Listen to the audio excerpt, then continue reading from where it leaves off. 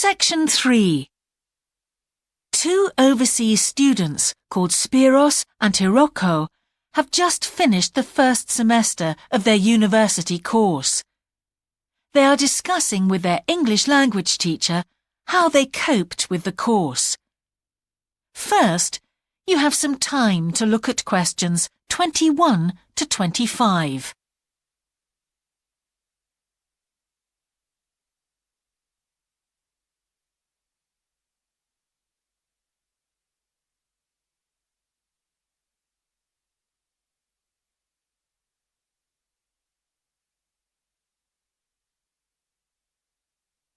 Now listen carefully and answer questions 21 to 25. Before we start, Spiros and Hiroko, thanks for coming in today to talk about your recent study experiences, and congratulations to you both in doing so well in your first semester exams. Thank you. I'd like to discuss with you the value of the English for Academic Purposes course you did here last year before starting your university course. Spiros, if I could start with you, what parts of the program have now proved to be particularly valuable to you? I think that having to do a seminar presentation really helped me. For example, a couple of weeks ago in our marketing subject, when it was my turn to give a presentation, I felt quite confident. Of course, I was still nervous, but because I had done one before, I knew what to expect. Also, I know I was well prepared, and I had practiced my timing. In fact, I think that in relation to some of the other people in my group, I did quite a good job, because my overall style was quite professional. What about you, Hiroko? That's interesting. In my group, I was really surprised by the way the students did their presentations. They just read their notes aloud. Can you believe that? They didn't worry about their presentation style or keeping eye contact with their audience. And I remember that these things were really stressed to us in the course here. So, how did you approach your presentation, Hiroko? Well, to speak frankly, I read my notes too. At the time, it was a relief to do it this way, but actually when I had finished, I didn't feel any real sense of satisfaction. I didn't feel positive about the experience at all. That's a pity.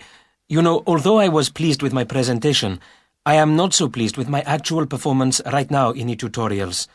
During the whole semester, I've not said anything in our tutorial discussions. Not a word. Really, Spiros? Why's that? Do the other students talk too much? It's partly that, but it's mostly because I have had no confidence to speak out. Their style of speaking is so different. It's not the style we were used to during the course. They use so many colloquialisms. They're not very polite, and sometimes there seems to be no order in their discussion.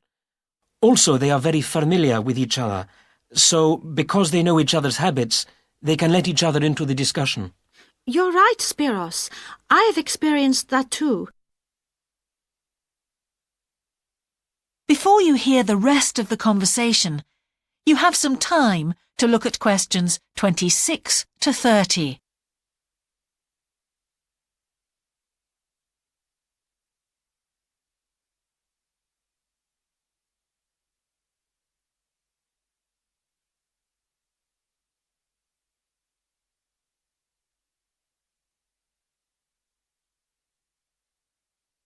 Now listen and answer questions 26 to 30.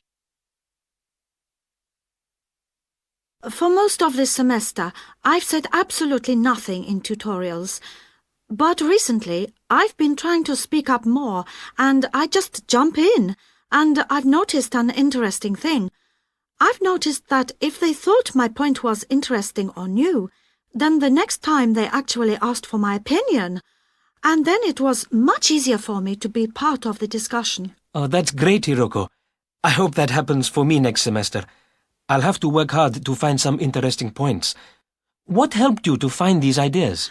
I think that one thing that helped me with this was the reading. I've had to do so much reading this semester just to help me make sense of the lectures. At first, I couldn't understand what the lectures were talking about, so I had to turn to the books and journals.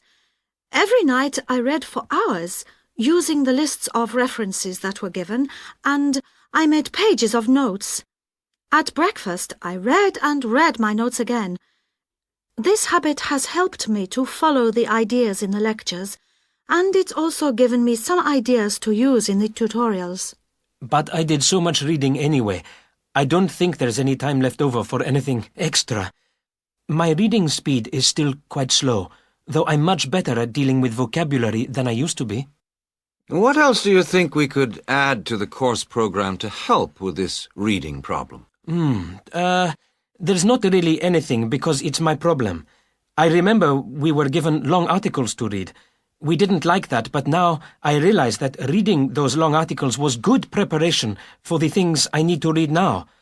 Also, in class, we regularly had speed reading tasks to do, and we kept a record of our reading speed, so the teachers were encouraging us to work on that. That's true, Spiros, but what we read could have been different. Sometimes in the English class, I felt frustrated when I had to read articles about the environment or health or education, because I wanted to concentrate on my own field, but we didn't read anything about engineering. So I think I wasted some time learning vocabulary I didn't need. But surely the strategies you were taught for dealing with that vocabulary were helpful? Yes, but psychologically speaking, I would have felt much better working on reading from my own field. What do you think, Spiros? Oh, I agree. That would have helped my confidence too, and I would have been more motivated. It was good, though, that we could work on our own topics when we wrote the research assignments. Okay, let's move on to writing now and... That is the end of section 3. You now have half a minute to check your answers.